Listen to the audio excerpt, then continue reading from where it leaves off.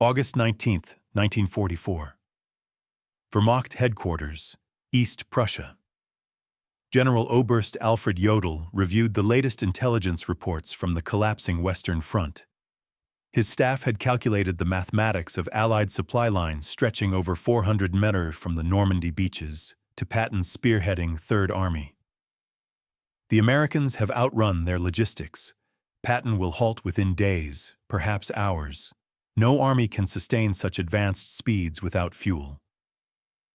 From his position at Hitler's Wolfschanze headquarters, Jodl analyzed what every German general understood from experience. An armored division consumed 150,000 gallons of fuel daily when advancing.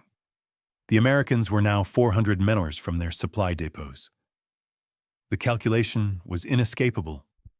Patton's Third Army would grind to a halt, giving the Wehrmacht time to regroup at the Seine, perhaps hold until winter. What Jodl didn't know was that 125 miles away, 5,258 trucks were already rolling eastward in an endless convoy, headlights blazing in defiance of military doctrine, carrying 12,500 tons of supplies every 24 hours.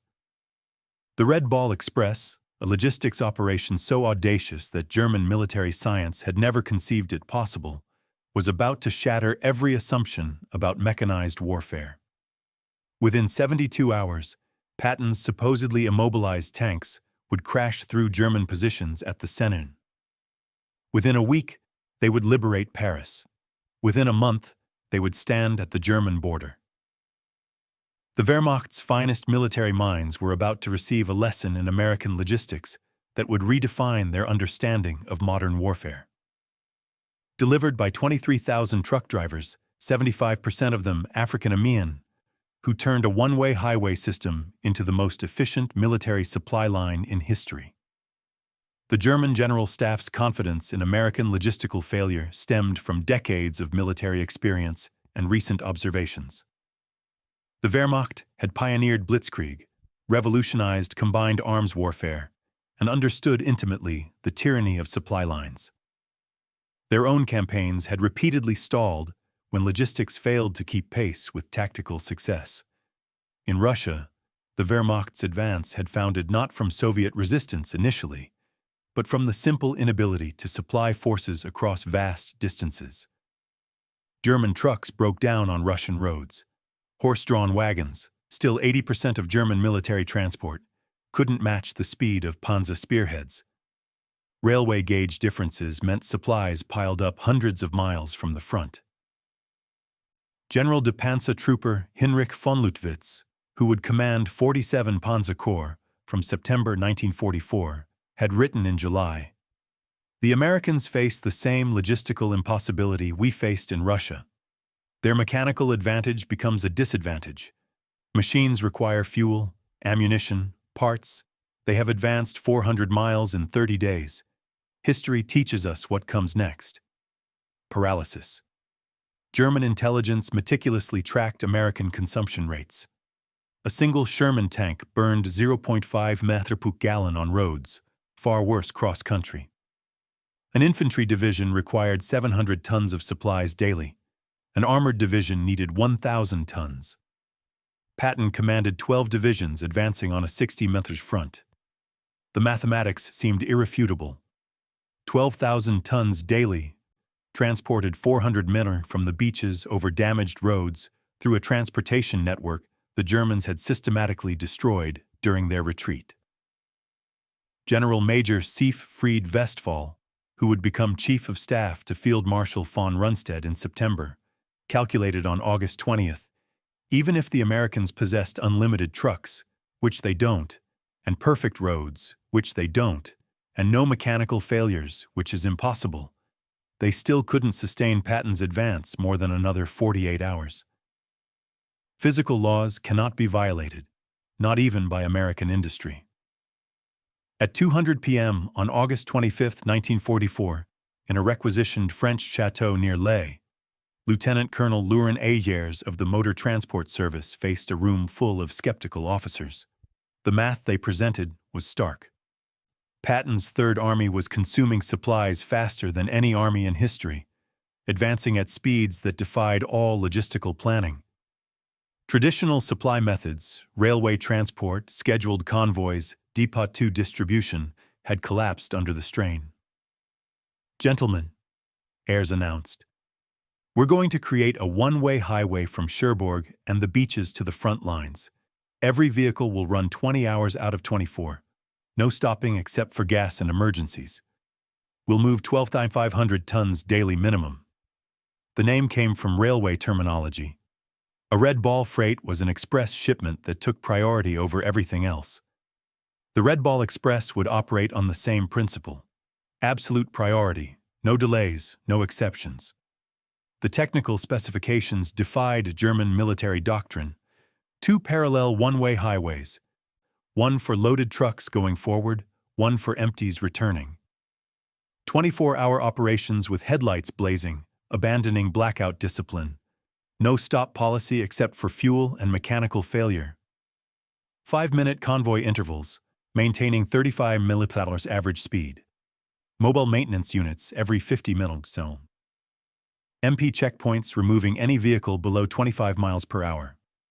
Colonel Charles O. Thrasher, commanding the Advanced Section of ADSE, Advanced Section Communication Zone, reviewed the projected numbers. "We need 140 truck companies, 5,958 vehicles minimum, operating at 90% availability. That's impossible by any logistics textbook ever written." Yet within 36 hours, the impossible was operational. On August 26, 1944, drivers from the 3 through 916 Quartermaster Truck Company climbed into their GMC CCKW 212-ton trucks, nicknamed the Deuce and a Half, loaded with 105 mm artillery shells bound for Patton's guns at Melun, 300 miles east. The demographic composition of the Red Ball Express would have stunned German racial theorists. Of the 23,000 drivers who would eventually operate the route, approximately 75% were African-American soldiers serving in a still segregated army. These men, who couldn't eat in white restaurants or use white facilities in much of America, were keeping the most celebrated white general's army in motion. The drivers developed their own culture within hours. They painted slogans on their trucks. Patton's Blood Bank, Hitler, Here We Come. Detroit to Berlin Express. They created their own traffic rules. Slower vehicles pulled off immediately. Mechanical failures were pushed into ditches.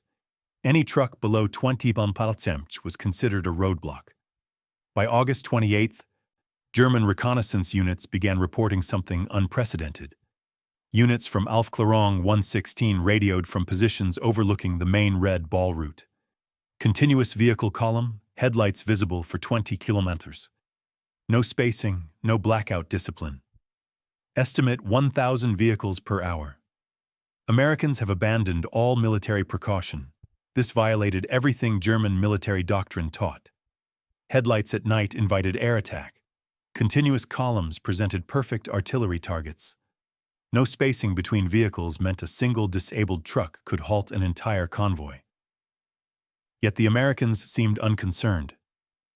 General Lieutenant Edgar Feuinger, commanding the 21st Panzer Division, personally observed the Red Ball Express from concealed positions on August 30th. His report to Army Group B headquarters reflected growing alarm. "The enemy operates a supply system beyond our comprehension. Vehicles pass at 30-second intervals, day and night, without pause. They don't hide, don't disperse, don't follow any rules, we understand. It's not military science. It's mass production applied to warfare." What the Germans couldn't understand was that American logistics operated on different principles entirely. Where German doctrine emphasized concealment, Americans relied on volume. Where Germans conserved vehicles, Americans assumed 20% mechanical failure and planned accordingly. Where Germans followed strict military procedure, Americans improvised continuously. The numbers achieved by the Red Ball Express defied German calculations of what was logistically possible.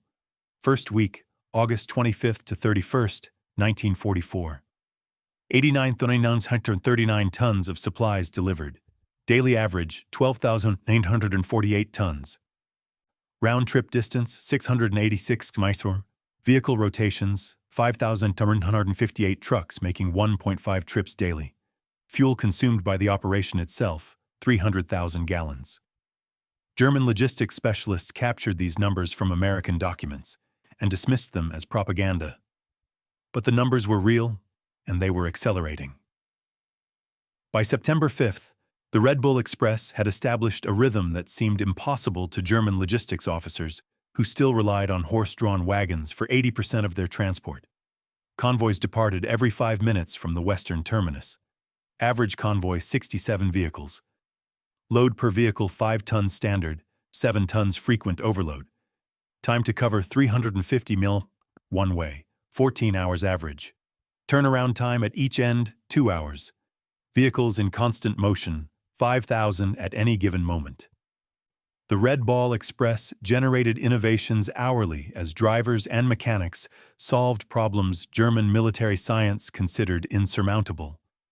When trucks broke down, approximately 1,800 daily, mobile maintenance units performed repairs on the roadside. Mechanics developed a triage system, 15 minutes to fix or push it off the road. Parts were cannibalized from vehicles deemed unrepairable. Engines were swapped in 45 minutes using mobile cranes. When the designated Red Bull route became congested, drivers created alternate paths. They commandeered French buses to move personnel and free up trucks for cargo. They borrowed German vehicles, painting them olive drab and pressing them into service. They built bypasses around destroyed bridges using rubble from bombed buildings as roadbed. The Germans, observing this chaos that somehow produced order, couldn't comprehend it. German logistics doctrine emphasized careful planning, maintenance schedules, and proper procedures. The Americans violated every principle, yet their system accelerated rather than collapsed. The most stunning revelation for German observers was American fuel management. The Red Bull Express consumed 300,000 gallons of gasoline daily just for its own operations, more than many German armies received for all purposes. Yet fuel never ran short. The Americans had created a parallel marvel, Operation Pluto, pipelines under the ocean, laying fuel pipelines across the English Channel. By September 1944, fuel flowed through underwater pipes German intelligence hadn't even detected. Forward fuel dumps were established every 25 miles along the Red Bull route. Tanker trucks ran their own parallel convoy system, ensuring no vehicle waited more than 10 minutes for refueling. General Major Walter Willimont observed from aerial reconnaissance photographs, "The Americans have fuel dumps larger than our entire strategic reserves. They burn more moving gasoline, than we allocate to entire Panzer divisions. This isn't war as we understand it, it's industrial overflow." The Red Bull Express didn't just supply Patton's advance, it multiplied its speed exponentially. German military doctrine calculated that an armored division could sustain 20 to 30 mine advance daily under optimal conditions. Patton's divisions, supplied by the Red Bull Express, averaged 40 to 60 miles daily for weeks. On September 1, 1944, the 4th Armored Division advanced 35 kilometers in morning operations, halted for resupply at noon. Red Bull trucks were waiting with fuel and ammunition and advanced another 32 miles in the afternoon. This 64 single-day advance shattered German defensive planning, which assumed maximum 30-meter daily advances. General Oberst Heinz Guderian, reviewing the reports in East Prussia, initially refused to believe them. No armored force can advance 60 km daily for a week. Mechanical failures alone prevent it. This is propaganda or misidentification. But intercepted American radio traffic confirmed it. More disturbing for German commanders, the Americans were broadcasting their positions openly without code, supremely confident in their ability to move faster than Germans could react. By September 5, 1944, German intelligence had compiled comprehensive reports on the Red Bull Express. The implications were catastrophic for Wehrmacht planning. Every assumption about American military capability required revision. The report contained observations that defied German military science. Americans wasted vehicles prodigiously, abandoning damaged trucks rather than repairing them. Drivers operated on stimulants for days, violating every principle of personnel management. No camouflage discipline, making the entire system vulnerable to air attack that never came. Mechanical failure rates of 30% daily, simply overwhelmed by redundancy fuel consumption that would bankrupt any European military. Field Marshal Walter Model's response revealed growing desperation. If these reports are accurate, we face not a superior army, but a superior civilization. They make no effort to hide because they don't fear us. They waste resources because they have infinite resources. We cannot defeat this with military tactics. The Red Ball Express drivers paid a physical price German observers couldn't see. Drivers operated for 72 straight hours, hallucinating from exhaustion and benzodrine. Accidents killed 300 drivers in the Red Ball's operational period. Trucks collided in fog, overturned on damaged roads, burned when overheated engines ignited. Yet morale remained extraordinarily high. These men, mostly African-Americans, denied equal rights at home, understood they were making history. They were proving Hitler's racial theories wrong with every mile driven, every ton delivered. Captured German officers provided eloquent testimony to the Red Ball Express's impact. Aust Hans von Luck, taken prisoner in September 1944, told interrogators, "We knew we'd lost when we understood your supply system. You violate every rule, waste fuel, abandoned vehicles, exhaust drivers, yet succeed through sheer volume. You've industrialized warfare beyond our comprehension." The psychological impact on German forces was devastating. Wehrmacht soldiers could hear American trucks all night, every night. Endless motors, endless supplies. They had 3 rounds per rifle while Americans were bringing millions of rounds. The sound itself became psychological warfare. The vehicles themselves amazed German engineers. The WW2 2-ton truck, the backbone of the Red Ball Express, represented mass production perfection. General Motors had produced over 500,000 of these vehicles by war's end, more trucks than the entire German military possessed of all types combined. The trucks featured innovations Germans hadn't implemented all-wheel drive as standard. Not exception. Automatic tire inflation systems, waterproofing that allowed 30 and forwarding, engines that ran on low-quality fuel without modification, heaters that actually worked in winter. More stunning was American maintenance philosophy. Where Germans rebuilt engines, Americans replaced them. Where Germans rationed parts, Americans discarded entire vehicles for minor problems. Where Germans had master mechanics, Americans had thousands of competent mechanics who could perform 80% of repairs. As the front moved east, the Red Ball Express adapted with speed that stunned German planning officers, accustomed to weeks of preparation for major logistics changes. When the original route to Chartres became insufficient, Americans created Red Ball Express extensions overnight. White Ball Express, Rouen to Paris. Green Diamond, Cherbourg to railroad transfer points. Red Lion, Bayeux to Brussels. ABC, Antwerp, Brussels, Charleroi. Each new route was operational within 48 hours of conception. German staff officers required weeks to plan similar operations. The Americans simply painted new markers, assigned trucks, and started rolling. The predominance of African-American drivers in the Red Ball Express created cognitive dissonance for German racial theorists. Nazi ideology declared blacks inferior, incapable of technical tasks, lacking initiative, yet these drivers were performing logistics miracles that German forces couldn't match. The African-American soldiers understood the irony. They knew what the Nazis thought of them, which made them drive even harder. Every mile they drove proved Hitler wrong. They were fighting racism with truck keys, defeating Nazi ideology through superior performance. Some German prisoners forced to load Red Bull trucks as laborers found their worldview shattered by working alongside African American sergeants who calculated weight distributions faster than German engineers, who spoke better English than German English instructors, who treated prisoners fairly despite everything Nazi propaganda had told them about racial behavior.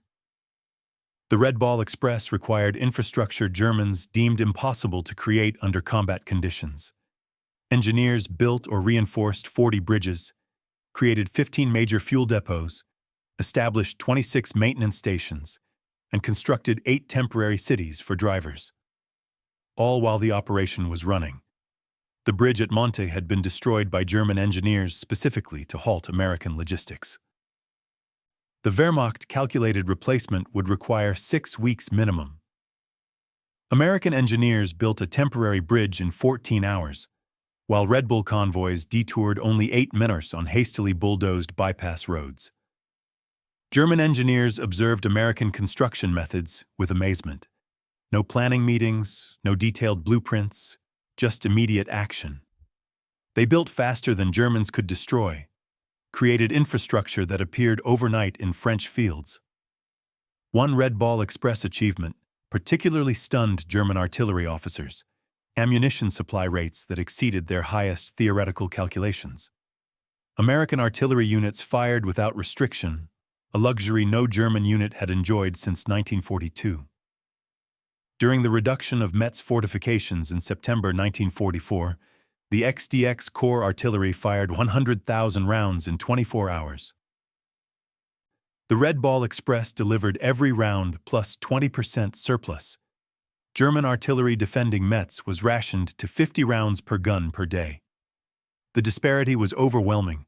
American guns fired continuously for hours, while German artillery officers calculated that such bombardments required 50 truckloads of ammunition per hour.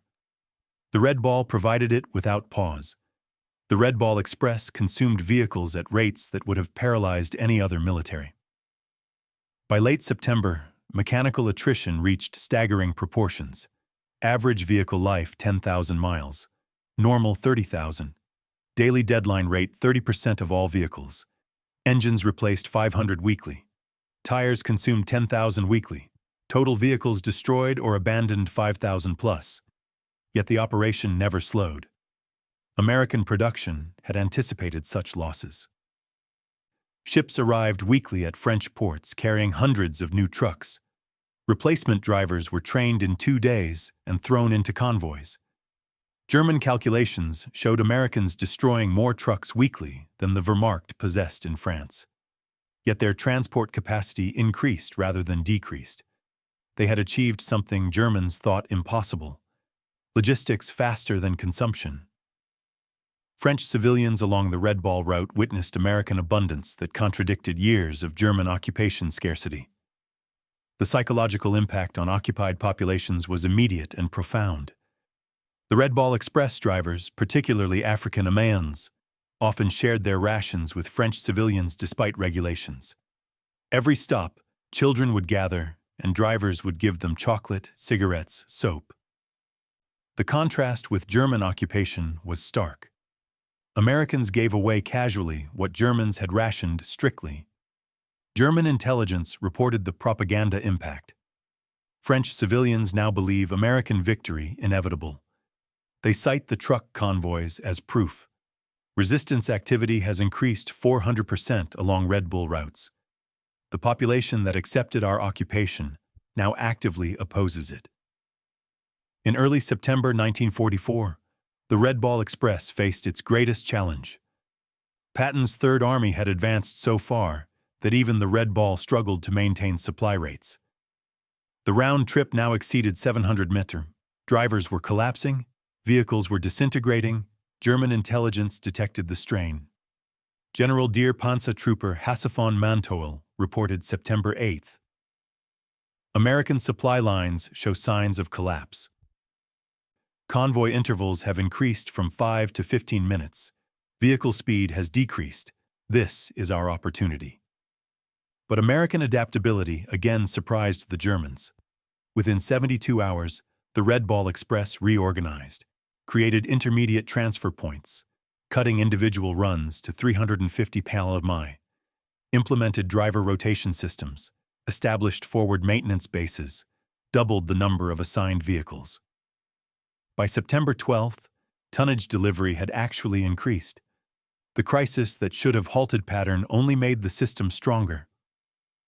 Supplementing the Red Ball Express, Americans implemented another logistics solution Germans deemed impossible: large-scale aerial supply. C-47 transport aircraft began delivering critical supplies directly to forward units, each aircraft carrying 3 tons. On September 16, 1944, Wehrmacht observers counted 900 transport flights in a single day, delivering 2,700 tons by air. The Luftwaffe at its peak had managed 300 tons daily to Stalingrad and considered that a maximum effort. The Americans used transport aircraft like trucks, no fighter escort concerns, no fuel limitations. They assumed losses and overwhelmed them with numbers. The Wehrmacht couldn't compete with this industrial arithmetic. The Red Ball Express operated under command principles that violated German military hierarchy. Junior officers made decisions reserved for generals in the Wehrmacht. Sergeants commanded operations larger than German colonels managed. This decentralization baffled German observers. American logistics operated without apparent central control. Every lieutenant acted like a general, every sergeant like a colonel. Chaos should have resulted. Instead, they achieved efficiency. The Wehrmacht couldn't match with rigid hierarchy. By October 1944, advancing railheads began to reduce Red Ball Express requirements. The operation that was supposed to last 10 days had continued for 82 days, delivering 412,000 tons of supplies, over 122 million ton miles. German commanders, now fighting on their own borders, reflected on what they had witnessed. Field Marshal Model wrote in his final report, "We were not defeated by American tanks or planes primarily. We were defeated by American trucks." The Red Bull Express proved that in modern war, logistics is strategy. The transition to rail transport was itself a marvel. American railroad engineers had reconstructed 1,000 tons of destroyed French rail lines while the Red Ball was running. They laid new track faster than Germans had destroyed it, often using captured German rail equipment. The final Red Ball Express statistics defied every German calculation of logistical possibility. 82 days of operation, 412,993 tons of supplies delivered, 222 million ton miles, 5,158 vehicles average, peak 7,000, 23,000 total drivers employed, 700,000 gallons of fuel consumed daily, 40,000 tons of ammunition delivered to Patton alone, 15 million rations transported, 135,000 medical supply tons. Reviewing these figures in captivity, German officers admitted they had calculated American logistics based on European precedent. They had multiplied their best performance by 3 and assumed that was American maximum. They were wrong by a factor of 10. Beyond tonnage and distance, the Red Ball Express achieved something more profound. It destroyed German faith in their own military superiority. Wehrmacht officers who had dismissed Americans as soft and mechanically dependent watched those same Americans achieve logistics miracles through determination and industrial abundance. German prisoners of war would stand silent at prison camp fences, counting passing Red Ball trucks. Some wept. They understood what it meant. Not just that Americans could supply their armies, but that they could waste more than Germans could produce. They were watching their worldview collapse, one truck at a time. The Red Bull Express forced an unexpected racial reckoning within the American military itself. The operation's success depended overwhelmingly on African American soldiers who were still segregated, denied equal treatment, and barred from combat roles. General Eisenhower, visiting Red Ball operations in September 1944, witnessed the contradiction firsthand. His aide, Captain Harry Butcher, recorded, "The general stood watching colored drivers who'd been at it for 20 hours straight. He said, These men are winning the war as surely as any infantry. We need to reconsider many things. The success created pressure for integration that contributed to military desegregation. 3 years later, African American soldiers had proved in France what they always knew. Given the tools and opportunity, they would match anyone. The Red Ball was their combat, and they won it decisively. German racial theorists struggled to explain the contradiction. SS racial science publications simply stopped mentioning American logistics operations. The evidence was too overwhelming to deny, too damaging to acknowledge. German military engineers studied Red Ball Express operations intensively after the war. The lessons revolutionized logistics thinking worldwide. Volume overcomes inefficiency. Mechanical redundancy eliminates vulnerability. Decentralized execution enables speed. Standardization multiplies capability. Human endurance has limits, but they're higher than assumed. General Franz Halder, former chief of the German General Staff, wrote in 1950, "The Red Ball Express proved logistics determines strategy, not vice versa. Americans understood this. We learned it too late." Among the 23,000 Red Bull drivers, individual stories of heroism emerged that Germans found incomprehensible within their military framework. These were verified accounts from military records. Corporal John L. Houston drove continuously for 48 hours, delivering ammunition to the 2nd Armored Division at Cambrai, falling asleep at the wheel 3 times, but continuing after being revived by other drivers. Private Booker T. Washington's truck caught fire from overheated brakes while carrying medical supplies. Instead of abandoning it as procedure required, he drove the burning vehicle 2 mi to a field hospital, jumping out as flames reached the cab. The supplies saved wounded soldiers from both armies. These stories multiplied thousands of times, revealed American military culture to observing Germans. Individual initiative, calculated risk-taking, and mission accomplishment over regulatory compliance. Desperately, German forces attempted to create their own version of the Red Ball Express in late 1944. Operation Greif during the Battle of the Bulge included plans for captured American trucks to create German supply lines. The effort failed immediately. German drivers couldn't maintain American speeds. German mechanics couldn't repair American equipment fast enough. German fuel supplies couldn't sustain the consumption rates. Most fundamentally, Germans couldn't replicate the American attitude of unlimited resources. Obstany, commanding the operation, reported, "We captured 50 American trucks. Within a week, 30 were deadlined. Americans would have replaced them. We tried to repair them. That difference explains our defeat." The winter of 1944-45 provided the Red Ball Express's ultimate test. Freezing rain, snow, and ice should have stopped wheeled transport. German doctrine stated wheeled logistics became impossible below 10 degrees C. Yet, the Red Bull Express continued. Drivers wrapped chains on tires, poured alcohol in radiators, and kept rolling. Speeds dropped from 35 to 15 km/h, but tonnage delivery continued. German observers reported ice-covered convoys moving through blizzards that had stopped panzer divisions. The Americans had created a logistics system that functioned regardless of weather, terrain, or enemy action. It wasn't elegant or efficient by German standards, but it was unstoppable. In May 1945, captured German logistics officers were required to study Red Ball Express operations for historical records. Their conclusions were unanimous and devastating to German military pride. General d'Infanterie Friedrich Schulz summarized, "The Red Ball Express represents warfare we never imagined. Americans created a temporary civilization. Thousands of men, thousands of vehicles, millions of tons of supplies that existed only to feed armies, then dissolved when no longer needed. We built permanent infrastructure over years. They created superior temporary systems in days." The most insightful analysis came from General Auer Hegdarian, father of German armored warfare. We invented blitzkrieg but never solved its fundamental limitation, logistics. Americans solved it through industrial excess we deemed impossible.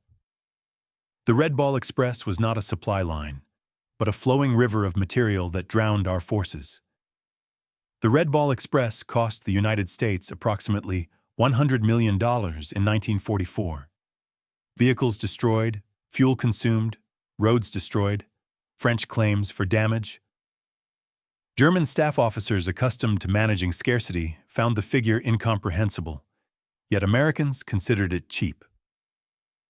The operation enabled the capture of 400,000 German soldiers, the liberation of France, Belgium, and Luxembourg, and shortened the war by an estimated 6 months. Each day of war cost America $250 million. The Red Ball Express paid for itself in a single day of shortened conflict. Lieutenant General John C.H. Lee, commanding logistics for the European theater, stated, "We wore out 5,000 trucks and 23,000 men to destroy the German army in France. In any previous war, that would be catastrophic losses. In American industrial war, it's acceptable overhead." An unexpected consequence of the Red Ball Express was the revolutionary impact on post-war civilian logistics. Thousands of drivers returned to America with experience operating the world's largest transportation network. These veterans founded trucking companies, designed interstate highways, and created the modern American logistics industry. Companies like Yellow Freight, Roadway, and Consolidated Freightways were started by Red Bull veterans who applied military logistics to civilian commerce. They had learned in France that volume beats efficiency, speed beats perfection, and if you can keep trucks rolling 24 hours, you can move the world. Military historians universally recognize the Red Ball Express as the decisive logistics operation of the European theater. Without it, Patton's advance stops, Paris falls weeks later, and German forces successfully established winter defensive lines. The operation validated American military doctrine that emphasized logistics over tactics.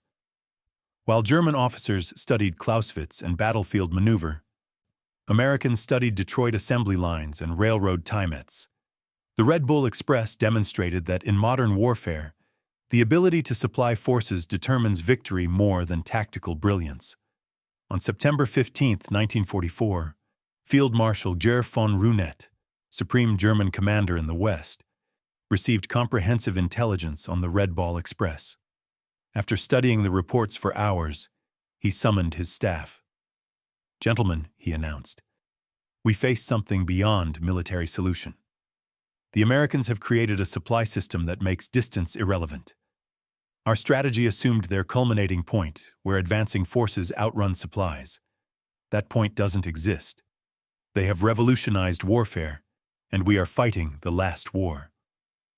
His operations officer, Obus Hanspedel, suggested interdicting the Red Ball routes with the remaining Luftwaffe.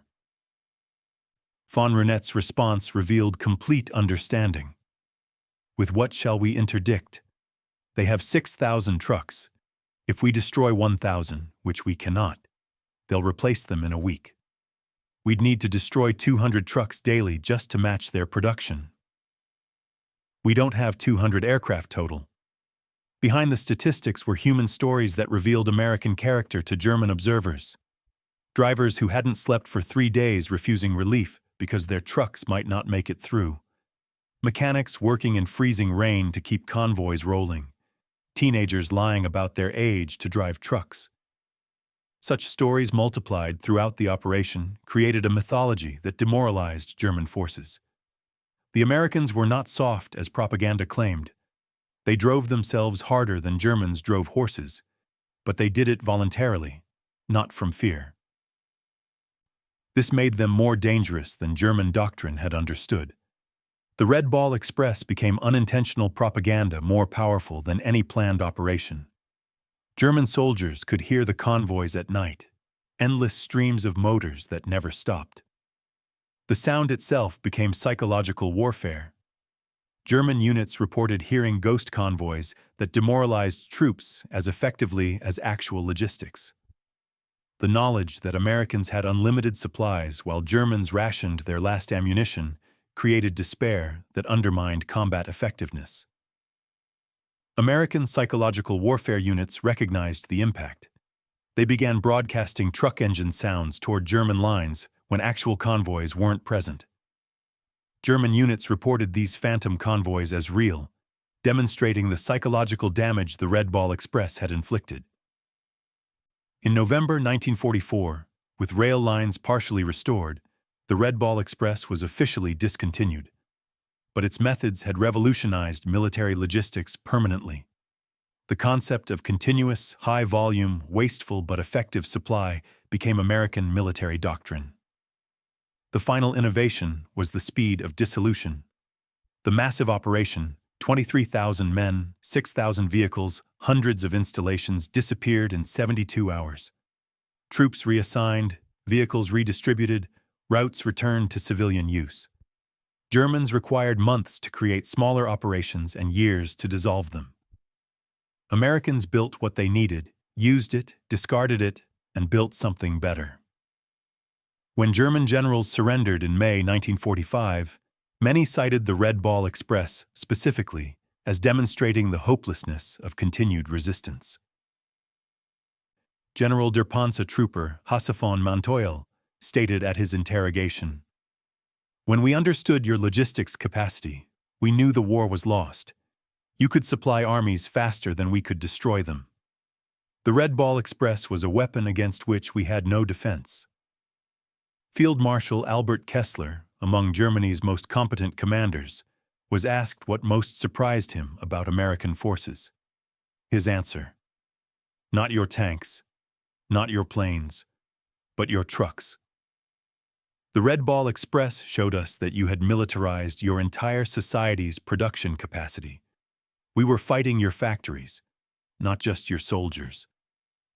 The final statistics of the Red Ball Express stand as testament to American industrial warfare. Total cargo delivered 412,193 tons. Total distance covered 122 million ton-miles. Trucks employed 5,058 daily average, 7,000 peak.